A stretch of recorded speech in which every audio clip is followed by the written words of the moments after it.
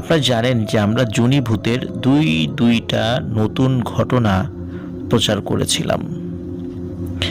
এই ঘটনা দুটো আপনাদের অনেকেরই ভালো লেগেছে। অনেকেই রিকোয়েস্ট করেছিলেন যে জুনি ভূতের 3 নম্বর পার্ট কি আসবে। তখন আমরা বারবার বলেছিলাম যে জুনি ভূতের 3 নম্বর পার্ট আসবে কি আসবে না এটা আমরা নিশ্চিত নই, কারণ জুনি ভূত 40 বছর পর পর একবার ফেরত আসার একটা সম্ভাবনা সৃষ্টি হয়। 2022 সাল নাগাদ একটি সম্ভাবনার কথা ছিল, আমরা জানি না সেটা হবে কি হবে না। যদি হয় আমরা জানতে পারবো এবং আপনাদের মাঝে সেটা প্রচার করতে পারবো ইনশাল্লাহ। প্রিয় লিসেনার্স, সত্যি 2022 সালে জুনি ভূত আবার ফেরত এসেছিল। এবারও নিয়ে গেছে একটি প্রাণ। তবে যার প্রাণ নিয়ে গেছে, কি কারণে তার প্রাণ নিয়ে গেল, কি ঘটেছিল? আগের বারের মতো কি সেই আলামিন ডাক্তারের সঙ্গে যে ঘটনা ঘটেছিল, তারপর এনামুল সহ তার আরও যে 2 বন্ধু, তার সাথে যেই পরিণতি হয়েছিল, একই রকম পরিণতি? এবারের ঘটনাটা আসলে কি? প্রিয় লিসেনার্স, কথা না বাড়িয়ে মূল ঘটনাতে চলে যাচ্ছি। এবারের ঘটনাটি আমাদেরকে পাঠিয়েছে নড়াইল জেলার লোহাগাড়া উপজেলার লাহোরিয়া ইউনিয়নের আলামিন। আলামিন বর্তমানে ফরিদপুর জেলার জোবাইদা করিম জুট মিলসে কর্মরত আছে। আলামিন মূলত এই ঘটনাটি সংগ্রহ করেছে তার এক মামির কাছ থেকে এবং তার আর এক আত্মীয়, নাম হচ্ছে মেশকাত। এই দুইজনের মাধ্যমে আর কি। আর এই ঘটনাটির সময়কাল কিন্তু মাত্র 6 থেকে 7 মাস আগের ঘটনা। ওই গ্রামে একজন মানুষ আছে, তার নাম হচ্ছে এজাজউদ্দিন। তো এজাজউদ্দিন উনি যেটি করে সেটা হচ্ছে জুনি ভূতের যেই আম গাছটি রয়েছে, যে আম গাছে জুনি ভূত গলায় ফাঁস দিয়ে সুইসাইড করেছিল, এই আম গাছ থেকে মোটামুটি একদম কাছাকাছি একটি বাড়ি করে। আমরা যেই কয়েকটি ছবি আমাদের কমিউনিটি পোস্টে আপলোড করেছি, আপনারা দেখবেন যে সেখানে একটি বাড়ির ছবিও আছে ওই আম গাছের সাথে। এটি হচ্ছে সেটি। তো যাই হোক, সে বাড়ি করার পর সে চিন্তা করে একটি পুকুর খনন করবে। আর জুনির যেই আম গাছটি রয়েছে, অনেকদিন ধরে এখানে কারোর সাথে তেমন কোনো ঘটনা ঘটে না। এই সমস্ত কারণে মানুষ জুনির কথা ভুলেই গেছে। সবাই ধারণা করে নিয়েছে এটা একটা স্বাভাবিক আম গাছ হয়ে গেছে, এখানে আর কিছু নেই। তো যাই হোক, এজাজউদ্দিন উনি পুকুর খনন করবেন একটা, যেখানে উনি মাছের চাষ করবেন। তো সত্যি উনি এক্সক্যাভেটর দিয়ে, যেটাকে ভেকু মেশিন বলি আমরা, সেটি দিয়ে একটি পুকুর খনন করেন। পুকুরের পাড় বাঁধাই করা হয় মাটি দিয়েই। পুকুরে পানি ওঠে এবং সেখানে তিনি মাছ চাষ করেন। তো মাছ চাষ করার মোটামুটি 6 মাসের মধ্যে, যখন 6 মাস হয়ে গিয়েছে, তখন এজাজউদ্দিন উনি সিদ্ধান্ত নেন যে উনি জাল টানবেন, মানে মাছগুলো জাল দিয়ে ধরে সেগুলো জেলেদের কাছে বিক্রি করবেন, এমন একটি পরিকল্পনা। তো সেই চিন্তা মতো জেলেদেরকে খবর দেন। জেলেরা টানা জাল নিয়ে আসে। টানা জাল তো বুঝতেই পারছেন যে পুকুরের এক পাশ থেকে সেগুলো ফেলা হয় এবং আস্তে আস্তে পুকুরের তলদেশ দিয়ে জাল টানতে টানতে আর এক পাশে নিয়ে যাওয়া হয়। ভেতরে যত মাছ থাকে সেগুলো জালে ধরা পড়ে যায়। তো ওই চিন্তা করে তিনি জাল টানেন। জেলেদের সাথে শর্ত ছিল যে মাছের একটি অংশ তাদেরকে দিতে হবে, তারা টাকা নেবে না, মাছ নেবে। ওকে, ফাইন। এই চিন্তা, জেলেদের এই চিন্তার সাথে তিনিও একমত হন। জেলেরা আসে, পুকুরে জাল ফেলা হয়।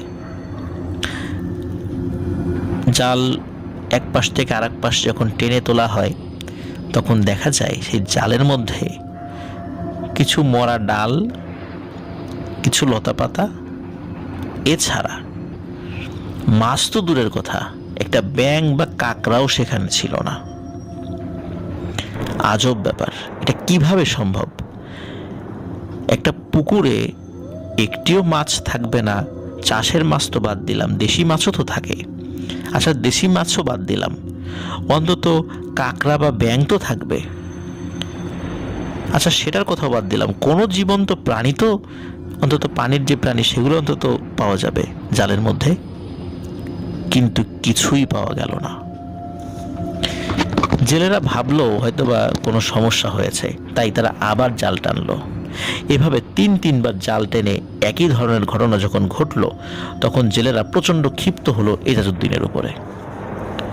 তারা বলল যে আপনি পুকুরে কোনো মাছই ছাড়েন নাই, তাই যদি ছাড়েন তাহলে আমাদের জালে একটি মাছও ধরা পড়লো না কেন? এজাজউদ্দিন বলল, অসম্ভব ব্যাপার, আমি বহু টাকার মাছ ছেড়েছি, এখানে মাছ কোথায় গেল? একটা মাছও থাকবে না, এটা তো হয় না। এদিকে জেলেরা সারাদিন পরিশ্রম করে কোনো মাছ না পেয়ে তারা প্রচণ্ড ক্ষিপ্ত হয় এজাজউদ্দিনের উপর এবং বেশ উত্তপ্ত বাক্য বিনিময় হয়। বলে যে আপনি ইচ্ছা করে আমাদেরকে সারাদিন খাটালেন, আসলে এখানে কোনো মাছ নেই, আপনি এই কাজটা কেন করলেন? এই ধরনের অপকর্ম, এই ধরনের প্রতারণা আমাদের সাথে কেন করলেন? কিন্তু এজাজউদ্দিন তাদেরকে বোঝাতে ব্যর্থ হচ্ছিলেন যে তিনি আসলেই পুকুরে মাছ ছেড়েছেন, কিন্তু কোনো এক কারণে পুকুর থেকে কোনো মাছ ধরা যাচ্ছে না। কিন্তু কী সে কারণ, সেটি আসলে প্রতীয়মান হচ্ছে না। যাই হোক, তারা চলে যায়। এর কিছুদিন পর এজাজউদ্দিন আরও অনেক টাকার মাছ ছাড়েন। এবারও পরিকল্পনা ছিল যে 6 মাস পরে উনি জাল টানবেন। প্রিয় লিসেনার্স, আমি কিন্তু শুরুতে বলেছি ঘটনা ঘটেছে 6 মাস আগে, কিন্তু এই 6 মাস আগে বলতে মূলত ভয়ঙ্কর ঘটনার সূত্রপাত হচ্ছে 6 মাস আগে থেকে। কিন্তু আরও যে ঘটনাগুলো সেগুলো মানে আমি এখন বলছি আপনাদেরকে, যেটা আমি শোনাচ্ছি এখন। যাই হোক, উনি আবার মাছ ছাড়েন। মাছ ছাড়ার যখন 6 মাসের মতো হয়ে যায়, এবার উনি মাছ ধরবেন। এবারও আগের জেলেদেরকে তিনি খবর দেন, কিন্তু এবার এই জেলেরা আর আসতে চায় না। বলে, তো আগের বার আপনি ধোঁকাবাজি করেছেন, আমরা আপনার পুকুরে মাছ ধরতে যাব না। এর মধ্যে একজন জেলে ছিল, মানে এর আগের বার যে জেলেরা ছিল তাদের মধ্যে একজন, ওই এজাজউদ্দিন তার কাছ থেকে মাছ কিনে পুকুরে ছেড়েছিলেন। তখন ওই এজাজউদ্দিন ওই জেলেকে সাক্ষী মানে, তখন বলে যে আচ্ছা, তোমাদের এই লোকের কাছেই জিজ্ঞাসা করো যে আমি মাছ ছেড়েছি কিনা। তখন ওই লোক সাক্ষ্য দেয়, হ্যাঁ, আমি এই পুকুরে এরকম সংখ্যক মাছ আমি ছেড়েছি। বেশ 10-12 মনের মতো মাছ ওই পুকুরে ছাড়া হয়েছে।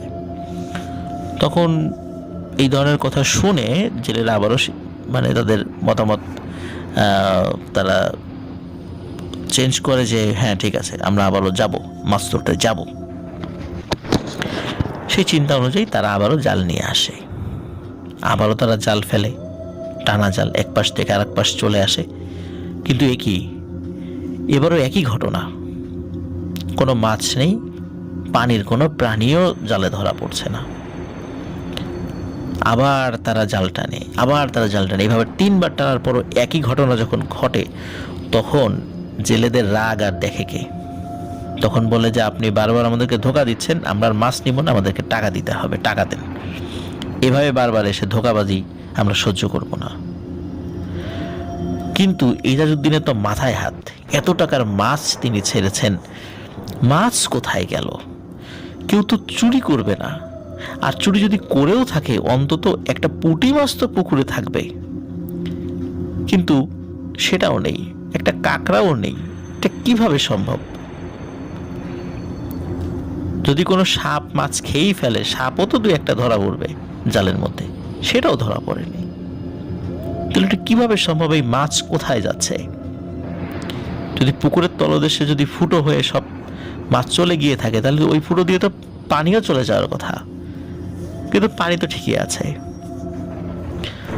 যাই হোক, এবারও বড় ধরনের ধরা খায় এজাজউদ্দিন। তখন জেলেরা পরামর্শ দেয়, যেহেতু আপনার পুকুরে এই ধরনের ঘটনা ঘটছে, আপনি পানি সেচে সব মানে চারদিকের সব কিছু শুকিয়ে ফেলুন আগে, তারপর ওই শুকনা মাটিতে বা কাদা মাটিতে কিছু সার দিন, কিছু পরিচর্যা করুন। আর আলফাডাঙ্গা উপজেলা মৎস্য অফিস যেটা রয়েছে সেখানে যান, সেখানকার যিনি উপজেলা মৎস্য অফিসারের সাথে যোগাযোগ করেন, দেখেন তিনি কি বলেন। এজাজউদ্দিন সেটি করেন, সরকারি কর্মকর্তাদের কাছ থেকে পরামর্শ নেন, তারা এসে পুকুর দেখে যায়, তারা পরামর্শ দেয় এবং সেই অনুযায়ী তিনি পুকুরের পানি সম্পূর্ণ সেচে ফেলে আবার নিচ থেকে পরিচর্যা করে আবার তিনি মাছ ছাড়ার উদ্যোগ গ্রহণ করেন এবং আবার পুকুরে আস্তে আস্তে পানি উঠে যায়। এবার তিনি মাছ ছাড়েন, তবে এবার সবাই পরামর্শ দেয় এবার আপনি চারদিক থেকে কাঁটাতারের বেড়া দেবেন, পুকুরকে ঘিরে দেবেন, এমনভাবে ঘিরে দেবেন যেন বাইরের কোনো মানুষ ভিতরে সহজে ঢুকতে না পারে। আর নেটগুলো এত ছোট ছোট হবে যে কোনো কারণে মাছও যেন বাইরে যেতে না পারে বৃষ্টির কারণে। প্রিয় লিসেনার্স, এখানে কিন্তু একটা বিষয় বলে রাখি, সেটি হচ্ছে যে এই যে 2 বার উনি মাছ ছাড়লেন, এর মধ্যে কিন্তু এমন কোনো বৃষ্টিপাত হয়নি বা বন্যা হয়নি যার মাধ্যমে পুকুরের পানি উপচে পড়েছে এবং পুকুরের মাছ ভেসে গেছে, এমন কোনো ঘটনা কিন্তু ঘটেনি, এটাও আমি বলে রাখি। তো যাই হোক, সকলের পরামর্শে উনি চিন্তা করলেন পুকুরের চারদিক থেকে উনি ঘিরে দেবেন। তো ঘেরা শুরু করলেন, চারদিকে ঘিরতে ঘিরতে উত্তর পাশ যেটি পুকুরের সেখানে বেঁধে গেল একটা সমস্যা। কারণ হচ্ছে পুকুরের উত্তর পাশে, পুকুরের থেকে একটু দূরে, সামান্য একটু দূরে একটি বড় আম গাছ রয়েছে। ওই আম গাছের দুটো ডাল, বড় বড় দুটো ডাল, এটি বেশি ঝুঁকে পড়ে ওই পুকুরের পানির মধ্যে পড়েছে। প্রিয় লিসেনার্স, এই আম গাছটি হচ্ছে জুনি ভূতের সেই আম গাছ। যাই হোক, উনি তো আর জুনি ভূতের এই বিষয়গুলো তখন আর বিশ্বাস করতেন না বা ওইভাবে মানেন উনি। উনি যখন চারদিক থেকে বেড়া দিয়ে, কাঁটাতারের বেড়া দিয়ে ওই উত্তর পাশে গিয়েছেন, তখন সমস্যা বাঁধলো ওই দুটো ডাল নিয়ে। গাছের ওই দুটো ডাল সেটা পুকুরের মধ্যে পড়েছে, তো এখন এই কারণে ওইখানে কাঁটাতারের বেড়া দেওয়া যাচ্ছে না। এখন করণীয় কি? এখন সমাধান হলো ওই ডাল দুটো কেটে ফেলতে হবে। তো এজাজউদ্দিন উনি চিন্তা করেছেন ডাল দুটি উনি কেটে ফেলবেন। এই চিন্তা করে বড় একটি দা নিয়ে এসেছেন। এমত অবস্থায় স্থানীয় একজন মুরব্বী তিনি আসেন, এসে এজাজউদ্দিনকে বলেন, এজাজউদ্দিন, এই ডাল কেটো না, কাটলে ক্ষতি হবে, এটা জুনির গাছ, এটা কাটা নিষেধ, বহু আগে থেকেই আমরা এই ডালের বা গাছের কোনো ক্ষতি করি না, তুমি কেটো না। এজাজউদ্দিন বলে যে, মুরব্বী, আপনি কি বলেন এগুলো? আমার এত টাকার মাছ আমি ছাড়ছি, এর আগেও মাছ নষ্ট হয়েছে, আবার আমি ছাড়বো, এখন চারদিক থেকে আমি বেড়া দিয়ে ফেলছি, এইখানে এই দুটো ডালের কারণে বেড়া দিতে পারছি না, আমাকে তো দুটো ডাল কাটতেই হবে। তখন ওই মুরব্বী বলে যে, না, এটা তুমি কেটো না, আর কাটলে তোমার অনেক ক্ষতি হবে। তখন এই বিষয়টি হেসেই উড়িয়ে দেয় এজাজউদ্দিন এবং সত্যি নিজের হাতে তিনি এই ডাল দুটি কেটে ফেলেন। প্রিয় লিসেনার্স, এই গাছটা কিন্তু খুব বেশি বড় না, আপনারা ছবিতে দেখতে পাচ্ছেন, আমাদের কমিউনিটি পোস্টে এটা আছে। গাছটা কিন্তু খুব বেশি বড় না, ডালও যে খুব একটা মোটা তাও না, অনায়াসেই ডাল কেটে ফেলা যায়।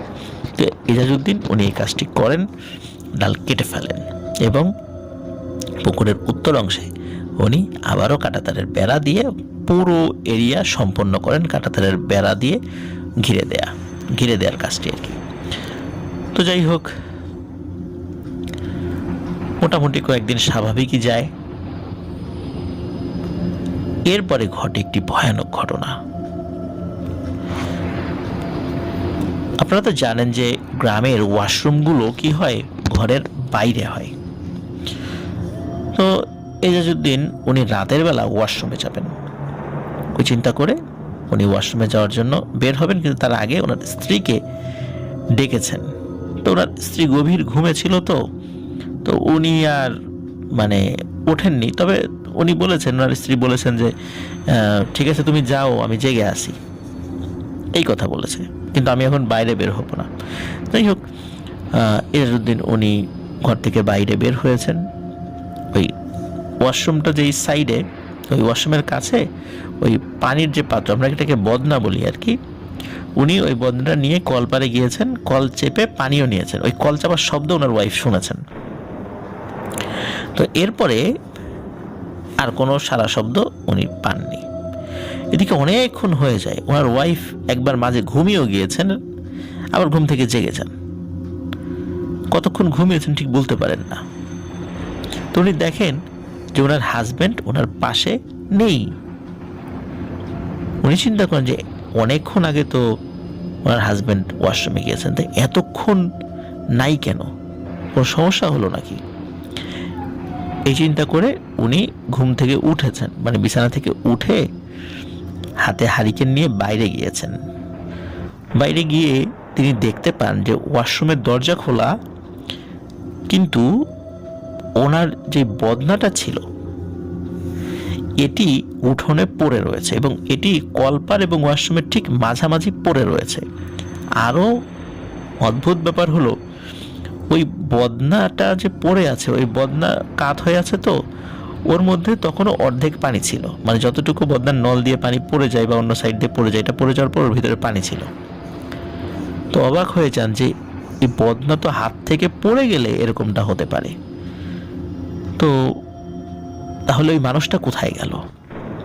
উনি ঘরের ভিতরে যান, ঘরে থাকা অন্যান্য সদস্যদেরকে ডেকে তোলেন যে তাকে পাওয়া যাচ্ছে না, কোথায় গেল? এভাবে তো যাওয়ার কথা না কোথাও। সবাই উঠে তাকে খুঁজতে থাকে, আশেপাশে খুঁজতে থাকে। এখন আশেপাশে খোঁজা বলতে তারা খুঁজতে গিয়েছে মোটামুটি রাস্তা দিয়ে, আশেপাশের বাড়ির সাইড দিয়ে খুঁজতে গিয়েছে। তাদের এরকম খোঁজাখুঁজির শব্দ শুনে আশেপাশে যারা প্রতিবেশী আছে তারাও বের হয়ে আসে যে কি হয়েছে। বলে যে এরকম এজাজউদ্দিনকে খুঁজে পাওয়া যাচ্ছে না। তখন তারাও হাতে টর্চ লাইট নিয়ে বের হয়ে যায়। তো চারদিকে খুঁজতে খুঁজতে একজন বলে, আচ্ছা পুকুর পাড়ে গিয়ে দেখি তো কি অবস্থা। তখন তারা পুকুর পাড়ে যায়। পুকুর পাড়ে যখন যায়, ওই পুকুর পাড়ে মূলত চারদিকে খুঁজে না পেয়ে যখন ফিরে আসছিল, তখন ওই আম গাছটার নিচে এজাজউদ্দিনকে তারা আবিষ্কার করে। ভয়াবহ অবস্থা, মারাত্মকভাবে সে আহত, রক্তারক্তি হয়ে খুবই বীভৎস অবস্থা হয়ে আছে তার পুরো দেহ। কোনো মতে জানটা আছে আর কি, তাও কেউ কেউ বলছে হয়তো সে মারা গেছে। কিন্তু এমন ভয়ানক অবস্থা তার কিভাবে হলো? কে এমন নৃশংসভাবে তাকে জখম করলো? কিভাবে সে বাড়ির উঠোন থেকে এখানে এসে পৌঁছলো? এই প্রশ্নের উত্তর পেতে হলে এজাজউদ্দিনের মুখ থেকেই শুনতে হবে, তাছাড়া কেউ তো জানে না। তাকে দ্রুত ওখান থেকে উদ্ধার করা হয়। ওই রাত্রেই আলফাডাঙ্গা উপজেলা স্বাস্থ্য কমপ্লেক্সে ভর্তি করা হয়। সে জীবিত ছিল, কিন্তু অবস্থা খুবই খারাপ ছিল। আরও একটা ভয়ানক ব্যাপার হলো, তার ডান হাতটা কনুই থেকে কবজি পর্যন্ত, কবজিও না মানে একদম হাতের নখ পর্যন্ত, 5 আঙ্গুল সহ এমনভাবে গুঁড়ো গুঁড়ো হয়ে গেছে, মনে হচ্ছে কোনো একটা পাথরের উপর হাত রেখে আরেকটি ভারী পাথর দিয়ে আঘাত করে করে হাতটা এভাবে থেতলে দেওয়া হয়েছে, হাড় সহ। ডাক্তার বলেন ওনার হাতের অবস্থা এতটাই খারাপ যে এটা আর অপারেশন করে ঠিক করা যাবে না, সমাধান একটাই, হাত কেটে ফেলতে হবে। বাধ্য হয়ে তার ডান হাতের কনুই থেকে হাতটি কেটে ফেলতে হয় তাকে বাঁচানোর তাগিদে। তার শারীরিক অবস্থাও খুব খারাপ ছিল। এই ঘটনার পরে তার শরীরের একাংশ অনেকটা প্যারালাইজড হয়ে যায়, ভালো মতো চলতে পারতেন না তিনি। তাকে বলা হলো যে তুমি কিভাবে ওইখানে গেলা? তখন তিনি গা শিউরে ওঠার মতো একটি ভয়ানক ঘটনা সকলকে বলেন। এজাজউদ্দিন বলেন যে তিনি ওয়াশরুমে যখন যাচ্ছিলেন, হঠাৎ করে মনে হলো কে যেন একটা শক্ত হাতে তার হাত ধরে এক হ্যাচকা টানে তাকে ওই পুকুর পাড়ের দিকে নিয়ে গেল। পুকুর পাড়ের দিকে নেয়ার পর তাকে মাটির উপর সমানে আছড়াতে থাকে। চারদিকে মাটির উপরে মানে গড়িয়ে গড়িয়ে নিতে থাকে, মানে ছেঁচড়ানো যেটাকে আমরা বলি। তার সমস্ত শরীর ছুলে যেতে থাকে, তিনি প্রচণ্ড জোরে চিৎকার করতে থাকেন, কিন্তু মনে হচ্ছিল তার গলা দিয়ে কোনো চিৎকার বের হচ্ছে না। কিন্তু তারপরও তিনি চিৎকার করতে থাকেন, কিন্তু তার চিৎকার কিন্তু কেউ শুনতে পায়নি। তখন উনি বলেন যে আমাকে যখন এরকমভাবে নির্যাতন করা হচ্ছিল, আমার মনে হলো একটি নারী ছায়ামূর্তি আমার সামনে দাঁড়িয়ে আছে এবং সেই আমার উপর এরকম নির্যাতন করছে। আর এই ছায়ামূর্তির চেহারা আমার কাছে আস্তে আস্তে স্পষ্ট হয়। আমি দেখতে পাই একটি ষোড়শী বা অষ্টাদশী, মানে 16 বা 18 বছর বয়স এরকম হবে কোনো একটা মেয়ে, যার চেহারা বেশ ভালো, কিন্তু চেহারাটা খুব রাগান্বিত মনে হচ্ছিল। সে সালোয়ার কামিজ পরা ছিল। সে আমাকে আক্রমণ করেছে এবং আক্রমণের একটা পর্যায়ে এসে আমার ডান হাতের কনুইয়ের এখানে চেপে ধরে এবং এমনভাবে চেপে ধরে যে চেপে ধরার সাথে সাথে আমার হাড়গুলো গুঁড়ো গুঁড়ো হতে থাকে এবং হাড় ভাঙার শব্দ আমি নিজেই পাচ্ছিলাম। ব্যথায় প্রচণ্ড জোরে আমি চিৎকার করছিলাম, কিন্তু আমার সে চিৎকার আশেপাশের কেউই বোধ হয় শুনতে পাইনি। কেন শুনতে পাইনি এটা আমি জানি না, কিন্তু আমি আমার সর্বোচ্চ শক্তি দিয়ে, আমার গলার সর্বোচ্চ স্বর যতটুকু ওঠে সেটা দিয়ে আমি চিৎকার করেছিলাম। আমার হাত যখন ধরে, একটা অংশ যখন ভেঙে যায়, তখন তার ঠিক নিচের অংশে তার হাত নিয়ে যায়, আবার চেপে ধরে, আবার গুঁড়ো গুঁড়ো হয়ে যায় আমার হাত। এইভাবে আস্তে আস্তে আমার নখ পর্যন্ত চেপে ধরে আমার হাত একদম গুঁড়ো গুঁড়ো করে ফেলে। এরপরে আমার আর কিছু মনে নেই। তারপর আমি নিজেকে হসপিটালে আবিষ্কার করি। প্রিয় লিসেনার্স, ঘটনা কিন্তু এখানেই শেষ নয়।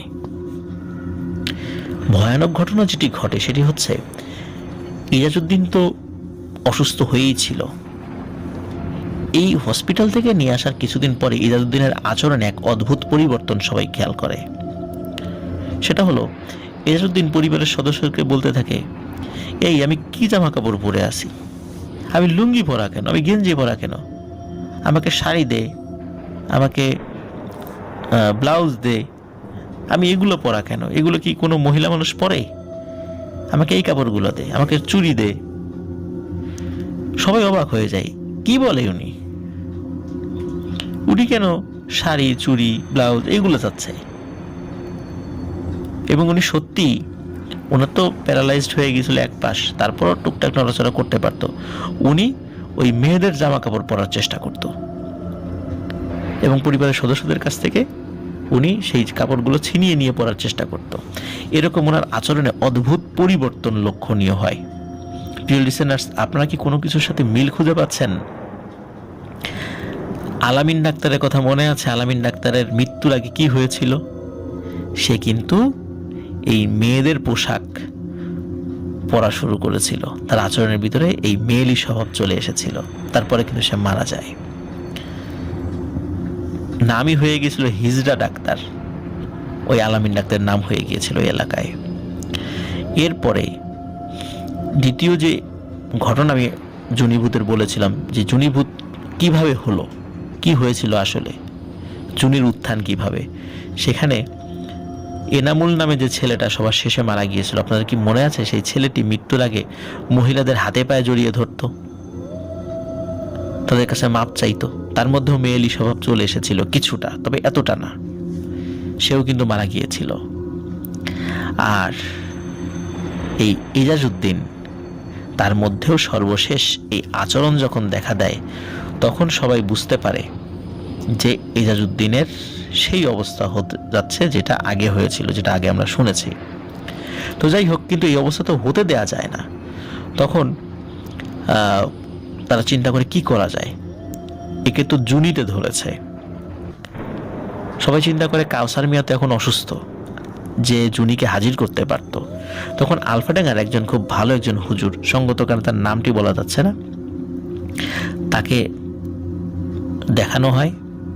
তিনি অনেক কষ্টে জুনিকে হাজির করতে সক্ষম হন। জুনি এসে বলে, আমি অনেক দিন কোনো মানুষের সামনে আসি না, কাউকে ডিস্টার্ব করি না, কারণ আমাকেও কেউ ডিস্টার্ব করে না। কিন্তু এই লোকটি পুকুর কেটে আমার কাজের ব্যাঘাত ঘটিয়েছে, আমাকে ডিস্টার্ব করেছে। ওই পুকুরের মধ্যে আমার গাছের ডাল পড়েছে, যার কারণে ওই পুকুরের কোনো মাছ জীবিত থাকা সম্ভব নয়, এমনকি কোনো প্রাণীও জীবিত থাকবে না। সে যখন বুঝতে পারে নাই যে এই সমস্যা হয়েছে, সে মানুষের কাছ থেকে তো শুনেছে, মানুষ বলেছে, কিন্তু তারপরেও সে বিশ্বাস করেনি। একজন মুরব্বী তাকে নিষেধ করেছিল গাছের ডাল কাটতে, তারপরও সে ডাল কেটেছে। এবং তার শাস্তি হিসাবে আমি তাকে এই কাজটি করেছি। আমি তাকে প্রাণে মেরে ফেলতে পারতাম, কিন্তু প্রাণে মেরে ফেললে মানুষ বুঝতে পারতো না যে আসলে কোন অপরাধে তাকে শাস্তি দেওয়া হয়েছে, বরঞ্চ কোন নিরপরাধ ব্যক্তিকে পুলিশে ধরে নিয়ে যেত তাকে হত্যার অপরাধে। এই জন্য তাকে আমি প্রাণে মারিনি, যাতে করে সে পরে মানুষকে বলতে পারে যে আসলে কি কারণে তার এই পরিণতি হয়েছে। আমি কাউকে ডিস্টার্ব করব না, কেউ যেন আমাকে ডিস্টার্ব করতে না আসে। যতদিন এই গাছ জীবিত থাকবে, আল্লাহ যদি আমাকে হায়াতে রাখে, তাহলে আমিও জীবিত থাকব এবং আমি এই গাছেই থাকব। প্রিয় লিসেনার্স, এখানে কিন্তু একটা কথা বলে রাখি, মৃত মানুষ কিন্তু কখনো ফেরত আসে না। মূলত জুনিরূপী একটি জিন সেই এই কাজটি করে যাচ্ছে, যার কারণে এই জিনটি যতদিন জীবিত থাকবে বা এই গাছ যতদিন জীবিত থাকবে, সে এই গাছেই থাকবে। কিন্তু সে কোনো মানুষকে ক্ষতি করবে না, কিন্তু মানুষ যেন ওই গাছের কোনো ক্ষতি না করে, এটি হচ্ছে তার শর্ত। এই বলে সে চলে যায়। প্রিয় লিসেনার্স, এজাজউদ্দিন উনি সপ্তাহখানেক আগে ইন্তেকাল করেছেন। তো ওনার 40 হাতে, মানে উনি যখন মারা যান আর কি, 40 আনা, এটা হয়তো 7 দিন বা 12 দিন এরকম আর কি, এরকমটাই আমাকে যতটুকু মনে পড়ে বলেছে। তো ওনার ওই কুলখানি বা দোয়ার অনুষ্ঠানে ওই সময় আলামিনের মামি এবং তার আর এক ভাই মেশকাত সে গিয়েছিল, যেহেতু তাদের আত্মীয়। তখন হচ্ছে তার মৃত্যুর এই কারণ সম্পর্কে তারা অবগত হয়। তখন মেশকাত এই ঘটনাটি ডিটেলসে সংগ্রহ করে এবং আলামিনকে জানায়, এবং আলামিন এই ঘটনাটি পরবর্তীতে আমাকে জানায়।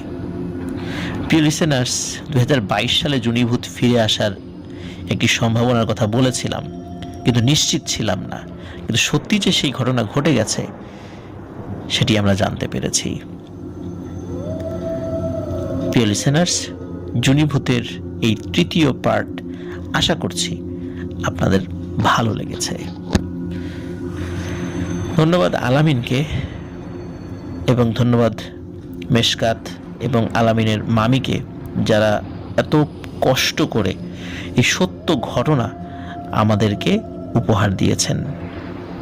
আমরা রুহের মাগফিরাত কামনা করি এজাজউদ্দিন ভাইকে, যে আল্লাহ তাআলা তাকে ক্ষমা করুন, তার ভুল ত্রুটিগুলো ক্ষমা করে জান্নাতুল ফেরদৌসের মেহমান হিসাবে কবুল করুন। এটি ছিল ঘটনা। প্রিয় লিসেনার্স, আমরা চলে যাচ্ছি আমাদের পরবর্তী ও শেষ ঘটনায়।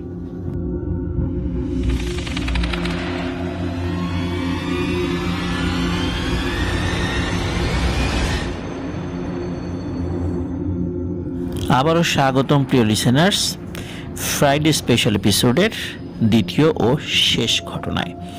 এখন যে ঘটনাটি বলবো, এই ঘটনাটি আমাদেরকে পাঠিয়েছেন কিশোরগঞ্জ থেকে আকলিমা জান্নাত মৌ। এই ঘটনাটি কিশোরগঞ্জ জেলার কোনো একটি গ্রামের ঘটনা।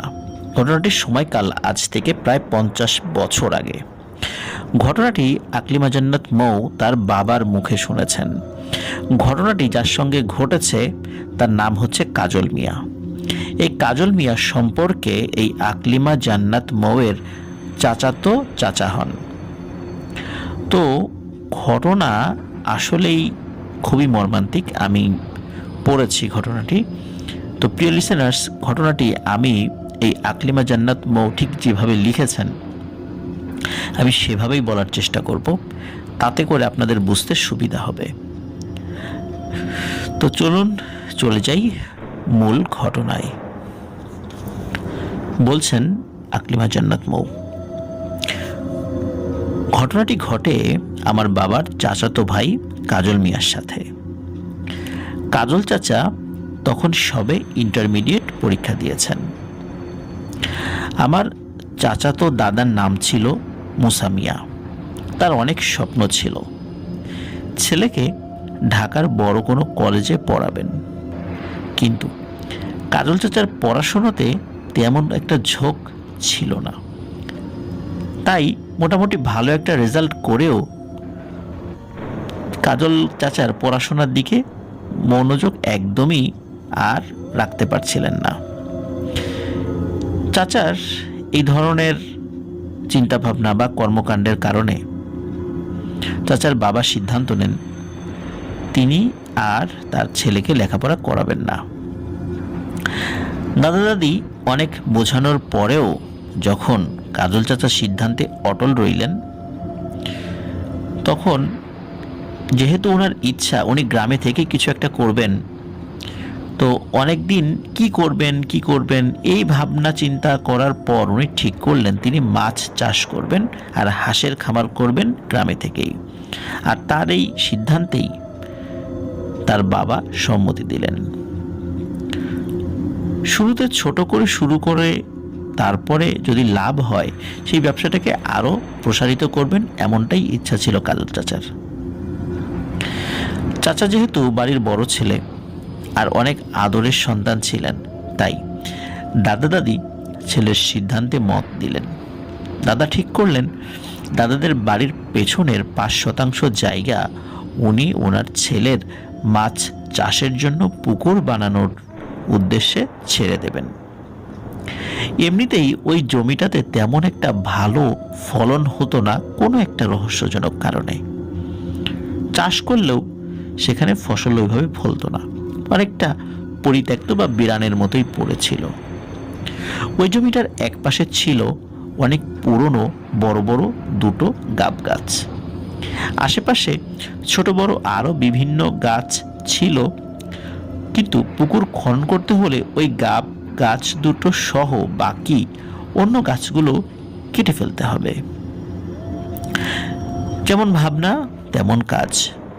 ভাবনা মতন গ্রামের একজন লোক যে কিনা গাছ কাটার কাজ করে এবং গাছ কেনাবেচা করে, তাকে এনে গাছগুলো দেখানো হলো।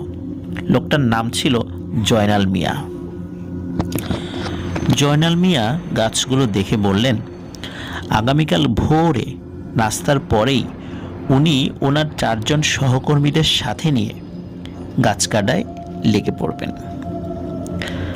সেদিন রাতে আমার দাদি একটি স্বপ্ন দেখেন। স্বপ্নটি ছিল এমন, দাদি বারান্দায় বসে কাঁথা সেলাই করছেন। এমন সময় কোথা থেকে এক অচেনা ভিখারি মহিলা এসে তার কাছে ভিক্ষা চাইল। দাদি ভিক্ষা দেবার পরে মহিলাটি হুট করে বলে বসল, আপনাদের বাড়ির পেছনের ওই জমিটাতে কি মাছ চাষ করবেন? দাদি অবাক হয়ে মহিলাটির দিকে তাকিয়ে প্রশ্ন করলেন, আপনি জানলেন কি করে এই কথা? মহিলাটি দাদির প্রশ্নের কোনো উত্তর না দিয়ে আবার বলল, পুকুর তো কাটবেনই, আর পুকুর কাটার জন্য গাছ কাটতে হবে, কিন্তু অন্য যেই গাছই কাটেন না কেন ওই গাব গাছ দুটো কাটতে পারবেন না। যদি কাটেন তো যে কাটবে তারও জীবন নাশ হবে এবং সেই সাথে আপনাদেরও জীবন নাশ হবে। এরপর দাদির স্বপ্ন ভেঙে যায়। পরদিন সকালে স্বপ্নটিকে দাদি একটি নিছক স্বপ্ন ভেবেই প্রথম দিকে এতটি পাত্তা দেননি, তবে মনের মধ্যে কিন্তু একটা খচখচানি ভাব তার ছিলই। সকালে যখন জয়নাল মিয়া তার লোকজনকে সাথে নিয়ে গাছ কাটার সরঞ্জামাদি নিয়ে দাদার উঠানে এসে দাদাকে আর কাজল চাচাকে ডাক দিল, তখন আবার দাদি রাতে দেখা স্বপ্নটির কথা মনে পড়ে যায়। উনি দাদাকে আড়ালে ডেকে রাতে দেখা সেই স্বপ্নের কথাটি দাদাকে বলেন। দাদা তো হেসেই উড়িয়ে দেন সেই কথা। উনি দাদিকে বলেন, ধুর, এটা তো একটা স্বপ্নই, এটাকে নিয়ে এত মাথা ঘামালে কি চলবে? এই বলে দাদা জয়নাল মিয়া ও অন্য লোকজনদেরকে সাথে নিয়ে ওই জমিতে চলে যান। বেলা 11টা পর্যন্ত ছোটোখাটো অন্য গাছগুলো কাটার পর বাড়ি থেকে নিয়ে আসা হালকা কিছু নাস্তা করা হয়। নাস্তা খাবার পর মস্তু মিয়া আর স্বপন মিয়া নামের দুজন লোক উঠে পড়ে গাছ দুটোর একটাতে। প্রথমে হালকা পাতলা চিকন কিছু ডাল কাটার পর এবার বড় মোটা ডালগুলো কাটার পালা। উপরের একটি কাছের ডালে বসে নিচের একটি ডাল কেটে ওই ডালটি মোটা রশি দিয়ে বেঁধে নিচে নামানো হবে। সেই মতন মস্তু মিয়া নামের লোকটি কুঠার নিয়ে উঠে পড়েন উপরের একটি ডালে। সুবিধা মতন জায়গায় বসে সবেমাত্র মোটায় একটি ডালে 2টা কি 3টা কোপ দিয়েছেন কুঠার দিয়ে। অমনি হঠাৎ সবাইকে চমকে দিয়ে জোর একটি চিৎকার করে গাছ থেকে মাটিতে পড়ে যান মস্তু মিয়া। জয়নাল মিয়া আর আমার দাদা মোসা মিয়া তখন অন্য একটি গাছের ছায়ার নিচে দাঁড়িয়ে আলাপ করছিলেন। হঠাৎ করে এমন একটি ঘটনা ঘটে যাওয়ায় সবাই আঁতকে ওঠে। মস্তু মিয়া যেখানে পড়ে অজানা কারণে ছটফট করছেন সেখানে ছুটে গেলেন তারা। কিছুই বুঝতে পারছেন না ঘটনাটি আসলে কি ঘটল। মস্তু মিয়াও কিছুই বলতে পারছে না, সমানে মৃগী রোগীর মতো ছটফট ছটফট করছে। ওই গাছের এক ডালে স্বপন মিয়া নামের যে লোকটি বসেছিলেন তিনি সাপ সাপ বলে ভয়ে চিৎকার করতে করতে তরতর করে গড়িয়ে গাছ থেকে নিচে নেমে আসলেন। ভয়ে ভয়ে বলতে লাগলেন, মস্তু মিয়াকে সাপে কামড়াইছে। ইয়া মোটা কুচকুচে কালো বিশাল একটি সাপ নাকি মস্তু মিয়াকে কামড়াইছে, এইটাই বলতেছেন এই স্বপন মিয়া। উনি এই সাপটি গাছের অন্য একটি ডালে দেখেছেন। সবার আর বুঝতে বাকি রইল না মস্তু মিয়াকে আসলেই সাপে কামড় দিয়েছে। সবাই মিলে মস্তু মিয়াকে ধরাধরি করে আমার দাদা মোসা মিয়ার বাড়ির উঠোনের এক কোনায় নিয়ে চাটাইয়ের উপর শুইয়ে দিল। আশেপাশের সব মানুষজন এসে ভিড় করছে। সবার চোখের সামনে কাউকে কিছু করার সুযোগ না দিয়েই ছটফট করতে করতে মস্তু মিয়া মারা যায়। মস্তু মিয়ার পরিবার সহ এলাকায় শোকের ছায়া নেমে এলো। কি হতে কি হয়ে গেল, এমনটা তো হবার কথা ছিল না। এই ঘটনার পর 3 দিন গাছ কাটা বন্ধ ছিল। 4 দিনের দিন গাছ কাটতে আসার কথা ছিল আবার জয়নাল মিয়ার, কিন্তু সেদিন বেলা 11টার দিকে এসে জয়নাল মিয়া আমার দাদাকে বলে যান তিনি বা তার দলের কেউই এই গাছ দুটো কাটতে পারবেন না, কারণ গত রাতে নাকি জয়নাল মিয়া স্বপ্নে দেখেছেন ওনার ঘরের চালের নিচে বেতের যেই সিলিং দেয়া আছে ওই সিলিংয়ের ফাঁক দিয়ে কুচকুচে কালো মোটা একটি সাপের মাথা বেরিয়ে এসে জয়নাল মিয়াকে বলছে, খবরদার জয়নাল, ওই গাছে আর একটা টোকাও লাগাবি না, তাহলে মস্তু মিয়ার সাথে যা ঘটেছে তোদের সাথেও তেমনই ঘটবে। তাই জয়নাল মিয়া বা তার দলের কেউই এই গাছ কাটবে না বলে সিদ্ধান্ত নিয়েছে। তাদের এই সিদ্ধান্তের কথা তারা জানিয়ে দেয়। এইবার দাদা দাদি একটু চিন্তায় পড়ে যান। ওই গাছ দুটো তো কত বছর ধরে ওখানে আছে, কই কোনোদিন তো আমরা বা গ্রামের কেউ কিছু দেখেনি সেখানে, বা ভয় ডর পাওয়ার ঘটনাও শোনেনি বা দেখেওনি। তাহলে এসব কেন এখন ঘটছে? এই স্বপ্নের কথা কি তাহলে আদৌ সত্যি, নাকি নিছক মনের একটি ভয়? দাদা বিষয়টাকে হালকার উপরই নিলেন। ঠিক করলেন এই লোক দিয়ে গাছ না কাটানো গেলে কি হবে, আশেপাশের অন্য গ্রামে তো আরও গাছ কাটার লোকের অভাব নেই, তাদের কাউকে দিয়ে গাছ দুটো কাটিয়ে নিলেই হবে, যেহেতু আশেপাশের সব গাছ কাটা হয়ে গেছে, শুধু এই দুটো গাছই বাকি। কিন্তু কথা কি আর গ্রামে গোপন থাকে? যে লোকই গাছ দুটো দেখতে আসে কাটার জন্য, যারা বলে আগামীকালকে থেকে বা বিকালের দিকে এসে গাছ কাটবে, এই কথা বলে ফিরে যায়, ওই লোক আর গাছ কাটতে আসে না। গ্রামের লোকজন তাদেরকে পথে পেলে জানিয়ে দেয় কোন গাছ কাটতে আসছেন আপনারা? ও, মুসামিয়ার গাছ। ওই গাছ কাটতে গিয়ে কিন্তু মানুষ মারা গেছে, খবরদার ওই গাছ কাটবেন না। এই কারণে কোনো লোক গাছ কাটতে আসে না। গ্রামে তো রটে গেছে ওই গাছ দুটোই দোষ আছে, আর যেই কাটতে যাবে তারই ক্ষতি হবে। এই সতর্কবাণী শোনার পর আর কেউই ওই গাছ কাটার জন্য আর দ্বিতীয়বার ফিরে আসে না। ভালোই ঝামেলায় পড়া গেল। গাছ দুটো না কাটলে তো আর পুকুর কাটা হবে না।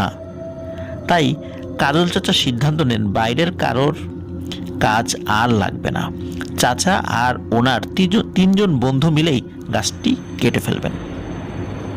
এই কথাটা তিনি আবার তার মা বাবা মানে দাদা দাদির কাছে গোপন রেখেছিলেন, কারণ ওনারা জানলে যদি বাধা দেন, আবার গাছ দুটো না কাটলেও পুকুর কাটা যাচ্ছে না, ওনার ব্যবসা বাণিজ্য থেমে আছে।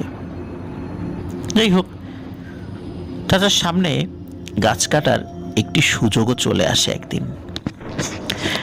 সেদিন অন্য একটি গ্রামে চাচার খালার বাড়িতে খালার শাশুড়ির 40 অনুষ্ঠানের দাওয়াত ছিল সবার। দাদা দাদি আর ওনারা ছোট 3 ভাই বোন ওই গ্রামে দাওয়াত খেতে গেলে চাচা গাছ কাটবেন বলে নিয়ত করে রেখেছিল আগে থেকেই, তাই একটি অজুহাত দেখিয়ে বাড়িতে থেকে গেলেন, বললেন যে আমি যাব না দাওয়াতে, তোমরা সবাই যাও। বাড়ির সবাই বাড়ি থেকে বেরিয়ে পড়া মাত্রই কাজল চাচা আর তার 3 বন্ধু মামুন, হুমায়ুন আর জাকিরকে খবর পাঠিয়ে গাছ কাটার জন্য প্রয়োজনীয় জিনিসপত্র সাথে নিয়ে বাড়িতে আসতে বলেন। সবাই চলে আসলে ঘরে তালা মেরে গাছ কাটার উদ্দেশ্যে বাড়ির পেছন দিকে 4 জনে চলে যায়।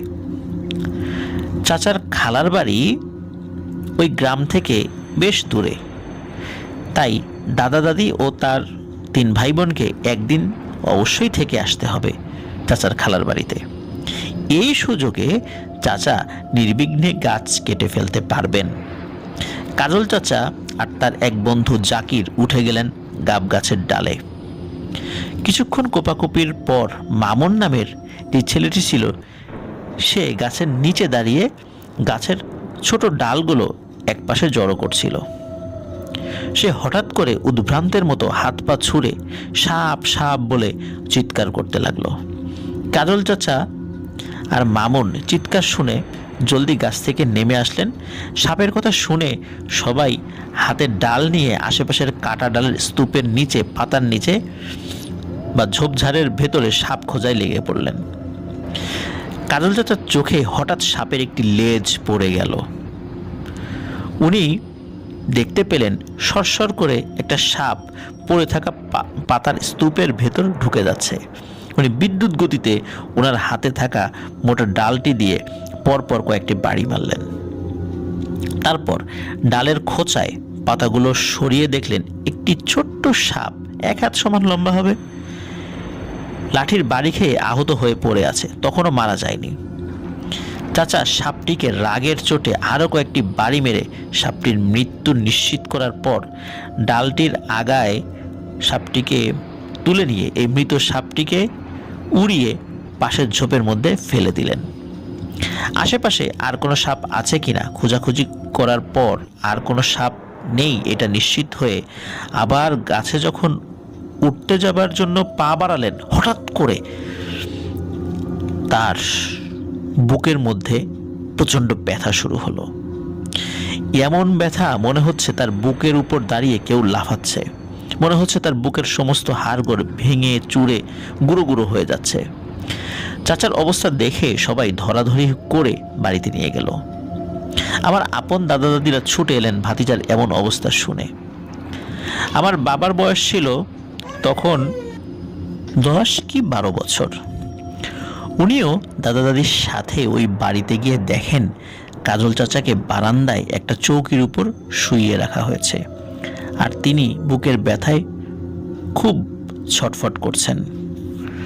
বাড়ির পাশের একজন বয়স্ক লোক, যিনি কিনা কিছুটা ঝাড়ফুঁক বা কবিরাজি জানেন বলে কথিত ছিল, এবং তিনি টুকটাক চিকিৎসাও করতেন মানুষের। ওনাকে খবর পাঠিয়ে নিয়ে আসা হলো। উনি এক গ্লাস পানিতে কিছু একটা পরে ফু দিয়ে ওই পানিটা চাচাকে খাইয়ে দেবার কিছুক্ষণ পরে চাচার বুকের ব্যথা আপনা আপনি সেরে গেল। সেই রাতে বাড়িতে কাজল চাচার বাবা মা কেউ ছিলেন না বলে কাজল চাচা আমার দাদার বাড়িতে আমার বড় চাচা আর বাবার ঘরে তাদের সাথেই ছিলেন। কাজল চাচা আর আমার বড় চাচা ছিলেন চৌকিতে, আর আমার বাবা মাটিতে একটি মাদুর পেতে সেখানে বিছানা করে শুয়েছিলেন। রাত তখন আনুমানিক 2টা হবে। হঠাৎ সবার ঘুম ভাঙে কাজল চাচার চিৎকারে। কাজল চাচা জোরে জোরে সাপ সাপ বলে চিৎকার করতে থাকেন, আর এলোপাথারি হাত পা ছুঁড়ে অদৃশ্য কিছু একটা গা থেকে বা মাথা থেকে ছুঁড়ে ছুঁড়ে নিচে ফেলতে থাকেন। আমার বড় চাচা আর বাবা ভয় পেয়ে দরজা খুলে দিলে দাদা দাদিও ছুটে আসেন সেই ঘরে। এসে কাজল চাচার এমন অদ্ভুত আচরণে তারাও ভয় পেয়ে যান। কাজল চাচাকে কিছুতেই শান্ত করা যাচ্ছিল না। তিনি চিৎকার করে কাঁদতে থাকেন আর বলতে থাকেন অজস্র সাপ নাকি কিলবিল করে তার গায়ে, মাথায়, শরীরে উঠছে এবং তাকে কামড়ানোর চেষ্টা করছে। উনি অনুনয়ে ভরা সুরে সবাইকে বলতে থাকেন আমাকে বাঁচাও, আমাকে বাঁচাও। অথচ ওনার পাশে দাঁড়িয়ে থাকা আমার দাদা দাদি, বড় চাচা আর বাবা কোনো সাপই দেখতে পাচ্ছিলেন না। সারাটা রাত কাটে এভাবে কাজল চাচার পাগলামিতে। ফজরের আজানের পর উনি কিছুটা শান্ত হন আর ক্লান্ত হয়ে ঘুমিয়ে পড়েন। সকালে অনেক বেলা করে ঘুম থেকে ওঠেন।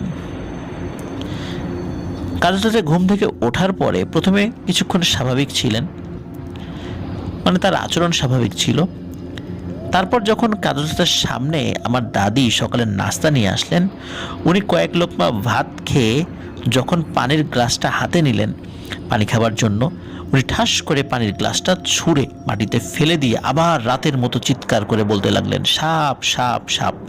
গ্লাসের পানিতে নাকি উনি সাপের বাচ্চা দেখেছেন। সেদিন দুপুরে কাজল চাচার বাবা মা বাড়িতে ফিরে এসে তাদের ছেলের এই অবস্থা দেখে তো অবাক। কাল বাড়িতে রেখে গেলেন সুস্থ সবল ভালো ছেলেকে, আর আজ এক রাতের মাঝেই তার ছেলের একই অবস্থা। কাজল চাচা সারাক্ষণই আতঙ্কে থাকতেন। যতক্ষণ ঘুমিয়ে থাকেন কিছুটা সময় ঠিক থাকেন, ঘুম থেকে জাগলেই যাই দেখেন সাপ সাপ বলে চিৎকার করে বাড়ি মাথায় তোলেন। উনি নাকি গাছের ডালে সাপ দেখতে পান, কাপড় শুকানোর রশিতে সাপ ঝুলছে দেখতে পান, ঘরে বিছানার উপর দেখতে পান অজস্র সাপ কিলবিল করছে। আর অদ্ভুত বিষয়, প্রতিটি সাপের নাকি 2টি করে মাথা। সাপগুলো নাকি ওনার দিকে তাকিয়ে রাগে ফসফস করে ফনা তুলে তার দিকে তেড়ে আসতে থাকে, তাকে ছোবল দিবে বলে। আস্তে আস্তে উনি যে কোনো খাবারের মধ্যেও সাপ দেখতে থাকলেন।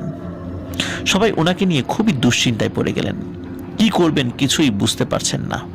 প্রথম দিন যেই মুরব্বির কাছে পানি পড়া কাজল চাচা নিয়েছিলেন এবং কাজল চাচার বুকের ব্যথাটা যার কাছ থেকে পানি পড়া নিয়ে সেরে গিয়েছিল, উনি এসে কাজল চাচাকে দেখলেন, কিছু ঝাড়ফুঁক করলেন, কিন্তু কিছুতেই কিছু হলো না।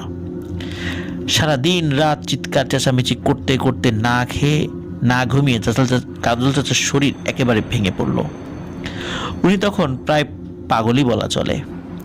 এক রাতে কাজল চাচার বাবা মুসা মিয়া স্বপ্নে দেখলেন কেউ একজন বলছে, তোরা যতই চেষ্টা করিস, যতই ঝাড়ফুঁক, কবিরাজ, হুজুর দেখাস, কোনো লাভ হবে না। তোর ছেলে নিষেধ সত্ত্বেও গিয়েছিল আমাদের বাসস্থান ধ্বংস করতে। শুধু অতটুকু করেই ও ক্ষান্ত হয়নি, নিষ্ঠুরভাবে পিটিয়ে আমার ছোট্ট আদরের মেয়েটাকে মেরে ফেলেছে সে।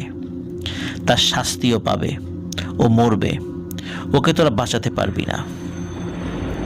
এই স্বপ্নটা নিয়ে দাদা এক হুজুরের সাথে বোঝার পর হুজুর তাকে বলেন, আপনার ছেলের উপর মনে হচ্ছে কোনো খবিশ জিনের রাগ পড়েছে, তার থেকে আপনার ছেলেকে বাঁচাতে হলে জলদি বড় কোনো আলেম বা কবিরাজের শরণাপন্ন হন।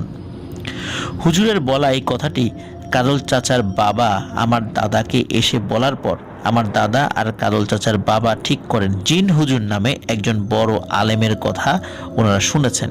ওই আলেম নাকি অনেক কঠিন জিনে ধরা রোগীকে সুস্থ করেছেন আল্লাহর ইচ্ছায়। পরদিন তারা কাজল চাচাকে নিয়ে ওই আলেমের কাছে যাবেন, কিন্তু সে সুযোগ আর তারা পাননি। তার আগেই ঘটে যায় এক মর্মান্তিক ঘটনা। কাজল চাচার এমন পাগলামির কারণে রাতে আমার দাদা আর কাজল চাচার বাবা কাজল চাচার রুমে থাকতেন। একসাথে কাজল চাচাকে মাঝখানে রেখে দুই ভাই শুতেন দুই সাইডে। ওই রাতে দুই ভাই শুয়েছিলেন কাজল চাচার সাথেই। রাতে কাজল চাচার বাবা একটা দুঃস্বপ্ন দেখেন। ওনাদের বিছানার পায়ের কাছে যে জানালাটা আছে সেই জানালাটা একটু হালকা বাতাসে খুলে গেল, আর জানালার শিকের ফাঁক দিয়ে কুচকুচে কালো মোটা দুই মাথার একটি বড় অ্যানাকোন্ডা আকৃতির সাপ ধীরে ধীরে এগিয়ে এসে কাজল চাচার পুরো বডিটাকে পেঁচিয়ে ধরে। তার হাতে পায়ে বুকে পরপর কয়েকটা ছোবল মারে। কাজল চাচা চিৎকার করে উঠল সেই ছোবলে। কাজল চাচার আর আমার দাদার দুজনেরই একসাথে ঘুম ভেঙে যায় কাজল চাচার বিকট আর্তনাদের শব্দে। স্বপ্নের চিৎকারের শব্দ আর বাস্তবের চিৎকারের শব্দ একই সাথে শুনতে পান কাজল চাচার বাবা। ওনাদের বিছানার সাইডে একটা টেবিলের উপর টিম করে জ্বলছিল একটি হারিকেন। চাচার চিৎকারের শব্দে যখন দুই ভাইয়ের ঘুম ভেঙে যায় তখন চোখের পলকেই মনে হলো বিছানার পাশে থাকা হারিকেনটি কিছু একটির বাড়ি লেগে মেঝেতে পড়ে ঠাস করে ভেঙে গেল। আমার দাদার মনে হলো উনি যেন হারিকেনটা নিচে পড়ে যাবার আগে হালকা করে জানালা দিয়ে একটি সাপের লেজকে বেরিয়ে যেতে দেখেছেন। পুরোটা ঘর অন্ধকারে ছেয়ে আছে, আর সেই সাথে কাজল চাচার চিৎকার। দিশেহারা হয়ে আমার দাদা বিছানা থেকে নেমে অন্ধকারের মেঝে হাতড়াতে লাগলেন হারিকেনটার খোঁজে। হারিকেনের ভাঙা কাচের খোঁচায় দাদার হাত কেটে গেল। দাদা সেই দিকে পরোয়া না করে জলদি উঠে দাঁড়িয়ে ঘরের দরজা খুলে কাজল চাচার মা আর আমার দাদিকে ডাকতে লাগলেন আলো নিয়ে আসার জন্য। কিছুক্ষণ পরেই কাজল চাচার গোঙানি শোনা গেল। তারপর আস্তে আস্তে ধীর ধীর ধীর হতে থাকলো সবকিছু। ধীর হতে হতে সব চুপ, স্তব্ধ হয়ে গেল। কাজল চাচার বাবা ছেলের পাশে বসে অন্ধকারে ছেলের মুখে বুকে হাত দিয়ে ছেলেকে ডাকছেন, কাজল, এই কাজল, কি হলো বাপ, কি হয়েছে তোর? এই কাজল, কথা ক বাপ। কিন্তু কাজল চাচা চুপ। যতক্ষণে দাদিরা আরেকটি হারিকেন নিয়ে এসে ঘরে ঢুকেছেন ততক্ষণে সব শেষ। কাজল চাচা চলে গেছেন না ফেরার দেশে। কাজল চাচার মৃত্যুতে দাদা দাদি খুবই ভেঙে পড়েন। পুরো পরিবারে নেমে আসে শোকের ছায়া। বংশের বড় ছেলের এমন অপ্রত্যাশিত করুণ মৃত্যুকে আসলে কেউই মেনে নিতে পারেনি। কেউ আশাও করতে পারেনি এমন ঘটনা ঘটবে। আমার দাদা বাড়ির অনেক কিছু আজ পাল্টে গেছে। পুরনো ঘর ভেঙে সেখানে উঠেছে 3 তলা আলিশান দালান। কিন্তু বাড়ির পেছনের ওই জমির সাইডে দাঁড়িয়ে থাকা অভিশপ্ত গাব গাছগুলো আজও দাঁড়িয়ে আছে। ওই ঘটনার পর আর কেউ ওই গাছ কাটার সাহস করেনি কোনোদিন, এবং আজ পর্যন্তও নয়। ছোটবেলায় দাদা বাড়িতে বেড়াতে গেলে সব জায়গায় খেলার অনুমতি পেলেও ওই গাব গাছ দুটোর কাছে যাওয়া পরিবার থেকে কঠিনভাবে নিষেধ করে দেওয়া হয়েছিল। ওই গাব গাছের গাব আমরা কোনোদিনই খাইনি। শুধু আমরা না, পুরো গ্রামের কেউই খাইনি, এবং কেউ ওখানে যায়ও না গাছের ফল পাড়তে বা কুড়াতে। সবার মনেই একটা চাপা ভয় কাজ করে গাছকে ঘিরে। প্রিয় লিসেনার্স, এটি ছিল ঘটনা। আমরা আশা করছি এই ঘটনাটি আপনাদের ভালো লেগেছে। আর এই ঘটনাটি আসলে খুবই হৃদয় বিদারক। আর এই টাইপের ঘটনা আমরা যে কখনো বলিনি তা কিন্তু নয়, প্রতিনিয়ত এই ধরনের সত্য ঘটনা আমরা পাচ্ছি আপনাদের কাছ থেকে। এই ঘটনাগুলোর একটি বিশেষত্ব রয়েছে এবং একটি কমন লেসন রয়েছে, সেটি হচ্ছে স্বপ্নে যদি কেউ কোনো কিছুর বিষয়ে নিষেধ করে তাহলে সেই নিষেধটি আমাদেরকে শুনতে হবে, নতুবা ভয়ানক অভিশাপ নেমে আসবে, বিপদ নেমে আসবে আমাদের উপরে। ঠিক যেমন কাজল চাচার বেলায় এমনটা হয়েছিল। বিশেষ করে আমরা যদি কোনো পুরনো গাছ কাটতে যাই, অবশ্যই সেই বিষয়ে আমরা সতর্ক থাকার চেষ্টা করব ইনশাল্লাহ।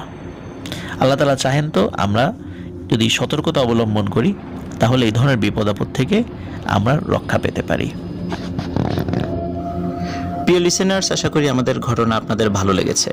ঘটনা ভালো লাগলে লাইক, কমেন্ট ও শেয়ার করে আমাদের সাথে থাকুন। পরবর্তী ঘটনা শোনার আমন্ত্রণ জানিয়ে আজকের মতো এখানেই বিদায় নিচ্ছি। আসসালামু আলাইকুম।